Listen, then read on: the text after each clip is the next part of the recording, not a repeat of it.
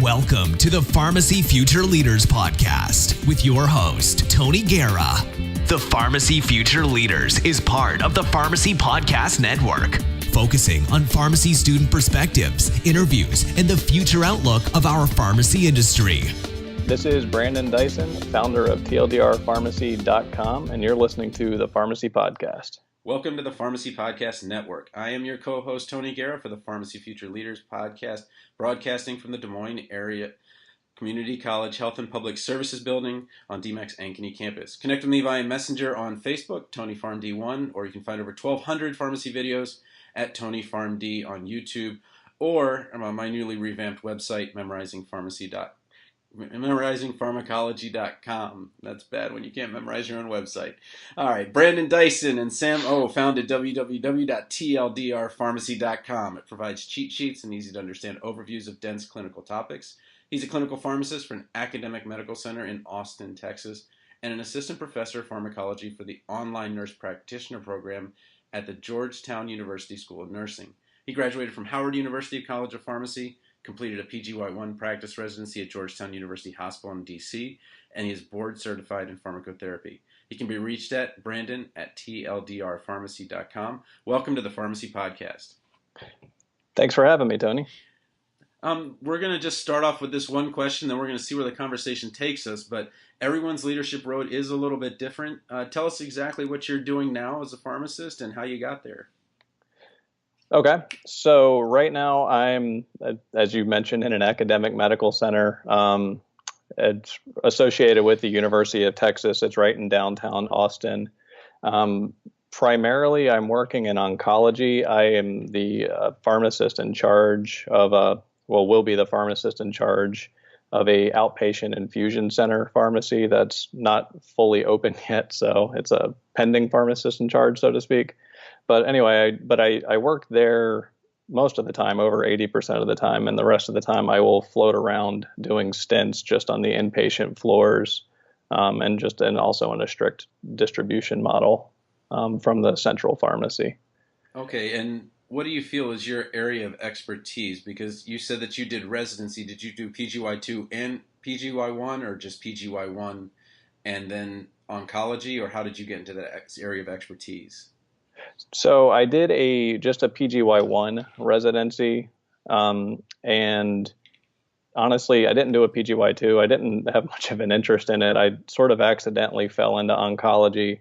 I was looking for jobs at the end of my PGY1 residency, and the director of pharmacy at Georgetown University Hospital, where I did residency, said, "We want you to work here in the oncology pharmacy." Well, when guy says, "We want you to work at Georgetown," you're like, let me just talk it over, figure it out. Yeah. That's a great opportunity.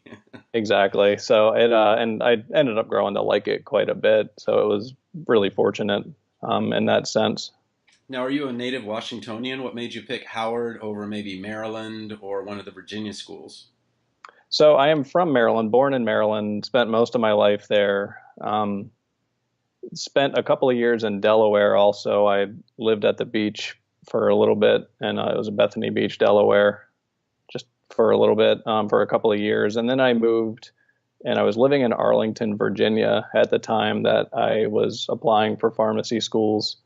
And honestly, Howard, it was a proximity thing was my primary concern, and that's terrible advice that most people probably shouldn't follow.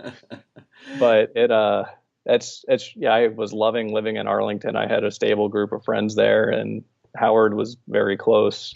It was convenient, and so it was actually the only school I applied to. And I figured if I didn't get in, I would try again the next year, and I'd expand my search out. But luckily, I got in, and everything kind of worked out and fell into place from there. We actually have similar, maybe parallel paths where I'm a Marylander too. I went to Wooten first, then up to Quince Orchard, and now there's a pharmacy school 6 miles from my parents' home. But I went up to the flagship up in Maryland just because Baltimore was the only school in Maryland. I applied to one school, and said, yeah, this is where I want to go. And if I don't get in, well, I'll try again next year. So we're kind of maybe on just different metro lines, but we Yeah, right. kind of had the same decision making process where we said, this is my school, this is where I want to be. And with the rapid expansion of the schools, actually proximity seems to be something that these new schools are really considering. I know there's one that's in the Central Valley in California, and there wasn't anything there. So it's getting a lot easier to maybe stay at home or something like that and make kind of that part of your savings plan. I know that the loans and things like that are getting a little bit crazy. But tell me a little bit about how TLDRpharmacy.com came to be. You're one of the faces behind some of these very altruistic websites. Give ton of free information, ton of free clinical expertise that you can rely on, because as you know, everything on the internet is true. So, how did you decide to kind of do this? And I'll maybe tell you a little bit of my story after, where my goal was really to combat the bad information that was out there. That's a good goal. For me, TLDR Pharmacy was sort of, in one sentence, it's the thing that I wish existed when I was in school. And I've had countless other people, students, current, tell me the same thing. When I was in school, I worked really hard. I grew really passionate about learning everything. I enjoyed it. I tutored all throughout school, so I kind of was always studying, and like either for my test or for the test that I was training the underclassmen for. And one of the struggles I found, I mean, among many of them, but one of the many was I would sit there reading DePiro or Coda Kimball or, whatever book I was in at the time. And especially by the end of the night, I'm reading and I've just read the same paragraph 10 times in a row, and I still have no idea what I just read. Guilty. And, yeah, right. I mean, and I'm like, my notes, I never wrote in pharmacy speak. When I was writing notes, I would draw pictures to myself. I'd make little jokes. I mean, sort of exactly like I talk. I would write in human words. And I think that sort of really helped resonate with me learning. And then it seemed to also resonate because my notes were my primary material that I used when I was tutoring the underclassmen. And I noticed that it resonated. And then, so that was part one of it. So I wanted something like that. And the other thing I noticed was when I went on rotations, I started doing rotations, and even in residency, academically, I did pretty well at Howard. I did well on tests. I've always been a good test taker, but how does that apply to a patient? Can it, like, what's clinically relevant? Like, I could spit out, oh, this can cause this, and this. And, the ultimate question is, cool, what are you going to do about it? Yeah, and absolutely. I felt like I didn't have that. I didn't have that at all. Because you can read incidences in LexiComp or Micromedics or in DePiro, but what does that, can you really apply that? Like, oh, cool, he's on 6 QT prolonging agents. What does that mean? Like, what are you going to do about it, And so I wanted TLDR Pharmacy, and Sam and I wanted TLDR Pharmacy to be something that was ideally fun to read, because you spend all day, 8 hours a day in lecture. You don't want to go read another textbook, right? You want something that's easily digested. That sounds maybe like your older brother or something. No, I'm studying some of those design principles now, and some things that I didn't even think about are people want to see pictures. They want to see color. I didn't even think about that, so that makes it more likely that they'll read it. And a lot of those things you've kind of integrated. Do you have a background in design, or do you have any of those kind of principles? Because your website reads really, really well, as if someone professionally did it. Is that something in your background? I thank you. First off, I appreciate that. No, we work really, really hard. Sam is pretty good at design. He's phenomenal, in fact, at it. The amount that he's able to cram onto like the cheat sheets that we make, or just in setting up the site. In terms of the writing, I've invested pretty heavily in learning how to write. Read multiple books, taken online classes on it. I wanted to be good at it. I decided to really focus on improving my communication skills in that venue. So I feel like even if you read some of the early stuff compared to reading some of the later stuff, you can almost, at least I can see it, you can see it like how I've evolved as a writer over the year and a half or so that we've been doing it. And, I'm going to continue working at it and ideally just keep getting better. But active practice. There's a book that came out, I don't want to say recently, I want to say it's probably about 10 years old, called How Doctors Think. And in it, there's this big buildup in the first part of it where this guy just got out of medical school. It's his first day as a resident. He's talking to a patient, doing everything right. And then the patient's eyes go wide, and we find out that he's having an aortic rupture, and he freezes. So, he passed obviously his boards. He did all he needed to do to become a resident, but now what? And he was fortunate that there was a cardiologist around. But tell me a little bit about how a TLDR fits into NAPLEX. Am I getting PICOA right? Is that how we say that acronym? And then clinical practice, because it seems that now pharmacy schools are being put in this bad position where they have to have students do well on this first test, and then they have to have students do well on the NAPLEX. But then if you go to the academic literature, if you go to all the education literature, if you teach to the test, as we've had to in kind of K through 12, you find that people are not practice ready or not able to function clinically as you're talking about. So how is TLDR kind of bridging that gap or kind of working within that space? I think you hit the nail on the head. I kind of seek for it to be, I want it to be the bridge connector, the gap filler.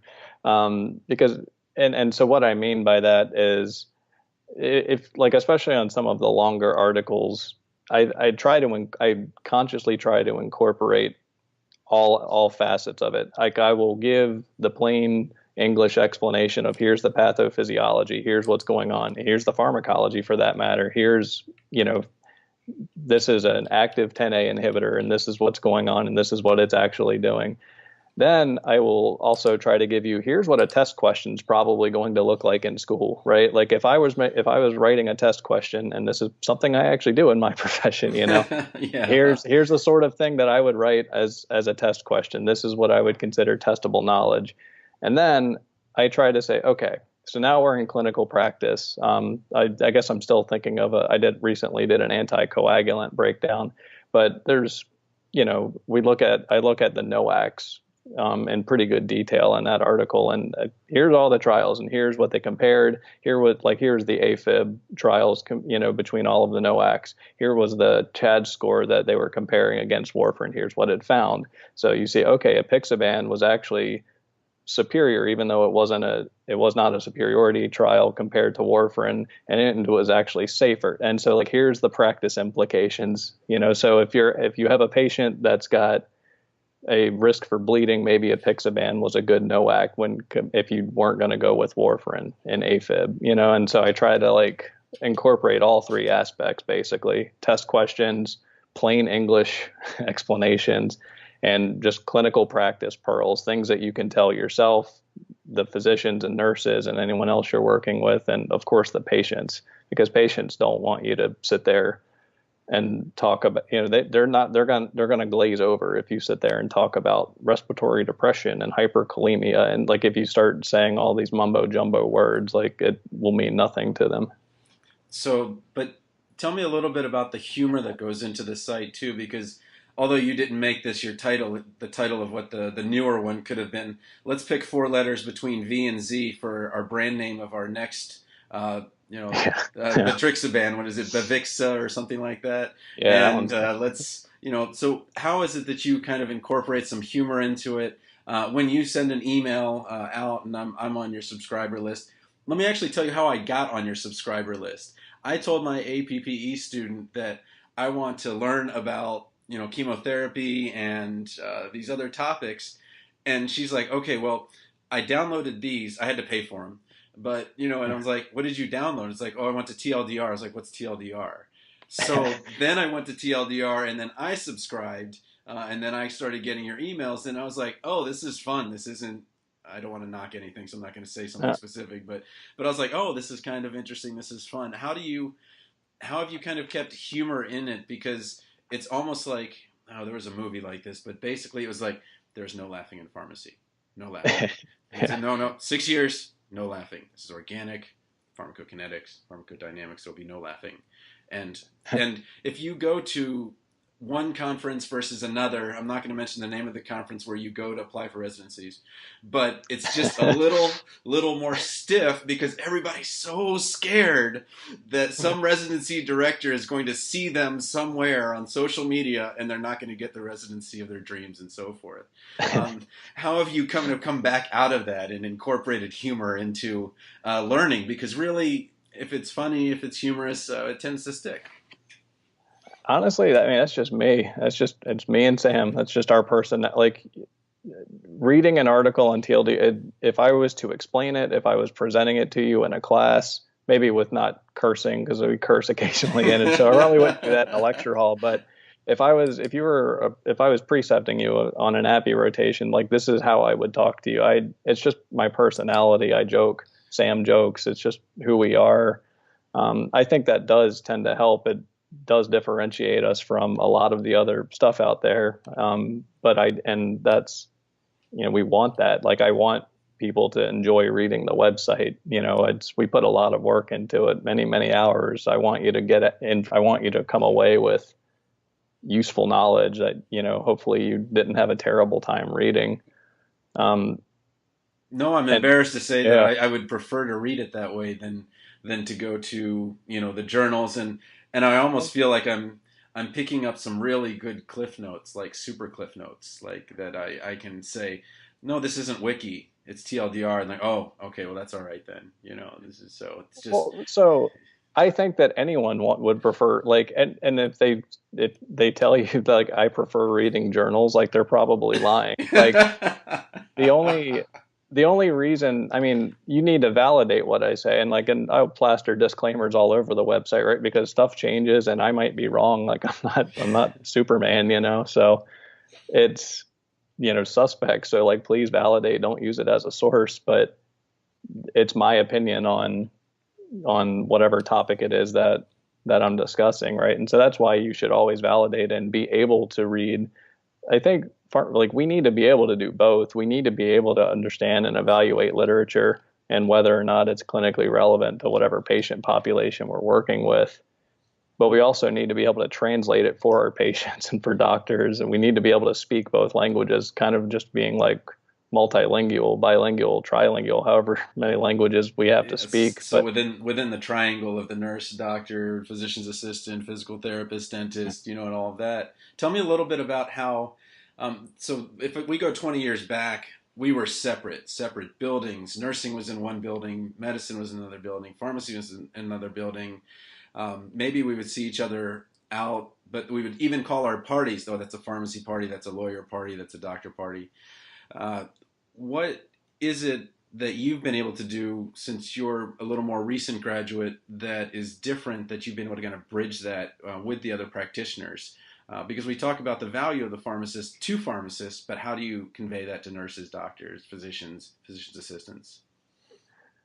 Honestly, I think the biggest thing is going in with a mentality of how can I help out these other people? And, it's not what can I get or how can they make my life easier? And so what I like when I'm dealing with the infusion chemo nurses that I work with, or the nurses on the floor, or the medical residents, or whoever it is, and it's not like in a fatherly talk. It's like, hey, I'm a colleague. I'm right there at the nurses station on the floor, talking to nurses, developing a relationship with them. What are their needs? Trying to learn from them because they know a whole lot of stuff that I'm like, oh, neat. I never thought about that. I teach the nurse practitioners, like you mentioned, and I learn stuff from them every week for years. Yeah, and so I think that's really the biggest step, is like actually viewing ourselves as part of a team, not as some, and thinking about what, as a pharmacist specifically, can we contribute to this team, right? Like they don't need us to tell them about the diagnosis there, or in most cases, even the pathophysiology or the pharmacology about the drug. What they want to know is what is the renal dose. They want, because that's the sort of thing that we tend to focus on and catch. Or they want to know, I've got a HIV patient that needs PCP prophylaxis with Bactrim, but he's got a sulfa allergy. Like, what can I use, right? Like they need to know like the third and fourth and fifth line agent. So like being as useful and ready and just nice. That's kind of like where it's at. Just Be nice. just be nice, like Be Patrick nice, Swayze be says. useful, and look it up if you don't know it. Yeah. Okay. Well, so you've kind of got all of this coming together, and you just sent out a survey this morning asking, who is my audience? So you've kind of built up this audience, and it sounds like you're trying to even fine tune it a little bit more. But what are the early results? I'm trying to cheat here and get the Florida results before they came in, hours Ah, before they came in. Come on, what is Florida? Why did Florida stop? it's always Florida, isn't it? It's always Florida. But who do you feel your audience is, or who has really gravitated? Because the P4 student I had was just like, oh, this is, they're just on it, like, oh, this is the place that you want to go if you want to, get. And she was talking about second, and when we were talking about that, like HIV or oncology. Once you get to kind of that, there's a kind of a point where here's where pharmacy school stops, and then here's where I ask a question, and it's like, oh, that's going to take some research. So where are you in there, or who's your audience?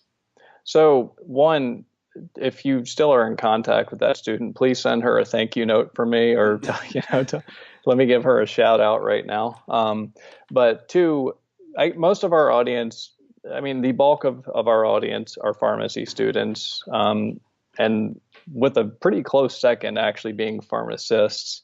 And from people that I've interacted with, I mean, from all walks of life, any specialty that you can name, or no specialty at all. Some have been practicing for several decades. Some are new practitioners. Some are current residents.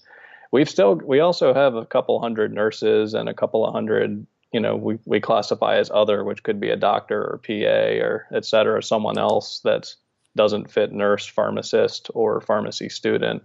But easily the bulk is pharmacists and pharmacy students. And that's who I'm speaking to. I mean, that's the experience that I have. I can't speak for many of the issues that a nurse has outside of what I pick up from the students I teach and the people I interact with at work. What about social media? What's your preference? So for me, Facebook is family and social, and YouTube is really my strength. That's where I have, the 7,000 or 8,000 subscribers, and then Twitter maybe behind that, 6,000, something like that. But on, Snap, I think I have 5 like followers, and on what's the other one that's associated with Facebook now that went for $1 billion? Instagram. Yeah, Instagram. Insta, yeah. Forget it. Like I don't Yeah. even know what my screen name is there, if that's even what you call it. So I think ID Stewardship probably owns that realm. okay, yeah, Tim over there, I'm yeah. going to be talking to him soon, I hope too. So tell me, what's your kind of, I don't want to say social plan, but where do you feel most comfortable? Because I almost feel like the website is the center of your social universe. Yeah, my preference, quite honestly, is honestly email. We have presence on social. I probably am not nearly as active as I should be, and that's mostly a time constraint. It takes a long time to write the articles that we write, and if I sit there and try to because if you read any article about how to engage with social media, and you have to have a Pinterest, and you have to have an Instagram and tweet Twitter 10 times a day, yeah. Right? Yeah, and I'm like, it's just not going to happen. I use a tool called Hootsuite, and that'll post to several platforms automatically, which helps, but I just don't have the time right now. If I'm practicing full time and with a family to manage that, so I prioritize the email list. But Facebook is where I spend most of my other time. That's the only social platform I had prior to TLDR Pharmacy. TLDR Pharmacy we have a Twitter now, and there's a few dozen followers, but nothing much. And we have a few hundred on Facebook, but it's just not been as active for us as of yet. Just because, go ahead. Sorry. Go ahead and tell me a little bit about building up an email list, because so we've got Brandon Gerleman, and he's big into nutrition and things like that. Mm-hmm. And Tyler Dalton down at Auburn, who's also a big nutrition guy, and they're good on social, but How would somebody like that who's interested in helping other people, getting that information to them? Because what I'm finding is that the students are, and this might sound wrong, but they're not very into social. Like they're all on LinkedIn because that's safe, and everywhere else is unsafe. So in some ways they've kind of shied away from Twitter, or they use it for only information. How do you build an email list? How do you get your website to kind of capture those things and provide value such that people stay with your emails and actually read your emails and interact with you? Definitely. So step one, I mean, the way to get someone on an email list, at least the way we do it, is we offer you something valuable. In our case, it's an antibiotic cheat sheet. We actually offer a few things. We offer an antibiotic cheat sheet that we created. We offer chapter 1 of a book it's called it's Pharmacy School, The Missing Manual is the book, and it's basically our how-to on how to get the most out of pharmacy school and position yourself for success. And then we offer also a cheat sheet that is literally, we compiled a bunch of checklists and evaluation criteria that residency programs use to evaluate people interviewing. And we brought that into like a 7 or 8 page PDF and say, here's exactly what the people are going, like the grading criteria that you're going to get when you go and interview at a residency program. So those are very quick, valuable things that we're giving you for free in exchange for your email address and in exchange for your attention, as much of it as possible. And then the other thing is just, I try not to email you unless there's something of value, whether it's a new post or maybe there's something new going on. Like we tend to give out, if we create a new cheat sheet or something, we tend to offer, we pre-sell to our list for a discount typically before we announce it to the public.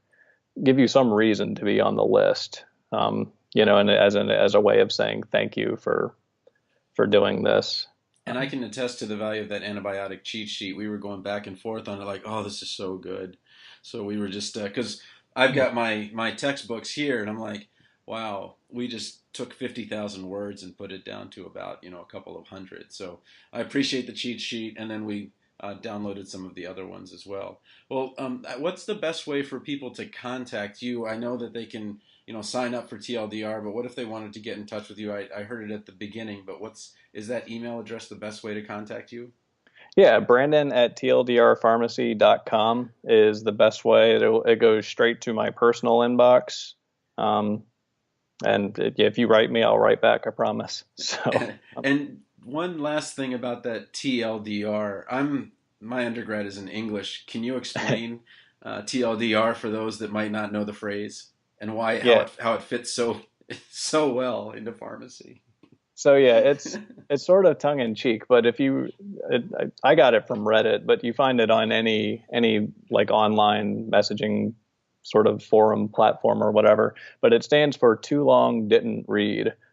So too long semicolon didn't read. And the premise is the poster, whatever you wrote was just way too long. I want a summary. So like a commenter might just put TLDR at the end of a very long post saying like, I want a summary. And some of our articles are ironically, it's almost funny because like some of our articles are 7,000 or 8,000 words long, which is not short at all, but it is like our anti-coag post is shorter than the chest guideline. So I guess it's somewhat abbreviation there. Well, I still am looking for TLDR Pharmacy, the audio book, to come out on Audible one day soon. So hopefully that will happen. But let me ask you I have to get your help with that. Yeah.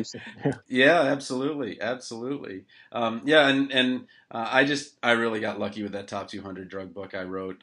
I've written 4 books after it, and I'm still looking for a book that comes even close to that one. So Really? Yeah. And I'd written some before that were so bad that I can't.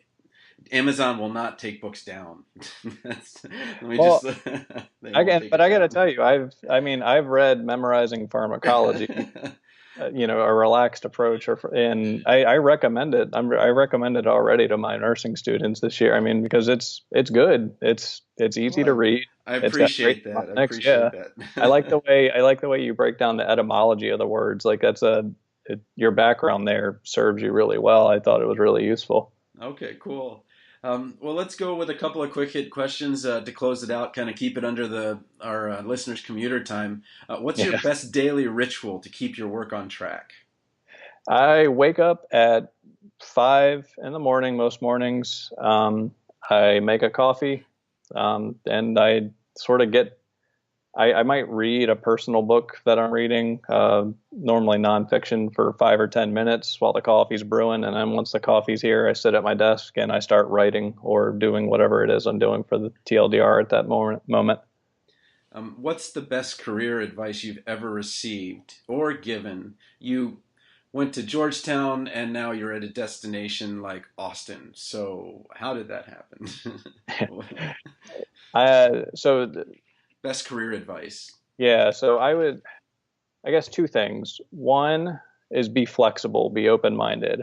I did not ever seek to get into oncology, but I was offered a position there because I was thought to be, according to the director. So I don't want to quote, but because I was well-rounded and could pick it up quickly and was needed there. And I ended up I did not think I wanted to go in oncology, honestly, but I did want a job. I'm like, I need money. So I tried it out and I really grew to like it. So one, be open-minded. Two, don't look at the job as something that, like, what can I get out of this job? Think of what can I give? Like, be the solution to whatever problem, like, and think that way on your interview when you're interviewing at a job too. Don't think of, oh, cool, well, how much money am I going to get? And what, am I going to have to work weekends and nights? Don't think that way. Think of how can you solve that place's problems. That will help you get jobs in DC or Austin, which are busy markets and not always easy to get a full-time gig in. Definitely. And then what inspires you? Boy, I don't know. Inspires. I am inspired consistently by my wife and child. And that's a kind of a canned answer that probably but it is true. They're both my child, he's only 2.5 years old, but just the way he learns and interacts and he wants to learn and ask questions every day. It's a continuous, like most 2-year-olds, I guess, but it's a continuous mindset. And it's the same with my wife, really. She's just awesome. So. And this child is more like you or more like your wife? I would actually put him at 50-50. He's gone back and forth to favoring one of us, but he's a pretty good split right now. Okay, cool. All right, well, thanks so much for being on the Pharmacy Podcast. Yeah, thank you so much, Tony. I really enjoyed it. Thanks for listening to the Pharmacy Future Leaders Podcast with your host, Tony Guerra. Be sure to share the show with the hashtag PharmacyFutureLeaders.